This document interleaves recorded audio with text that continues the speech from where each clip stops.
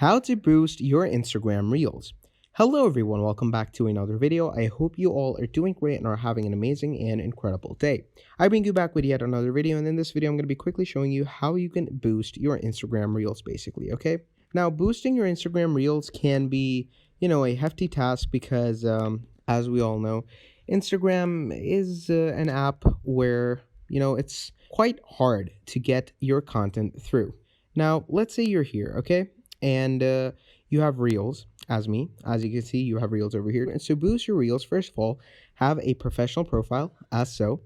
Now, once you have a professional profile, you're going to make sure that your reels are available on your profile grid.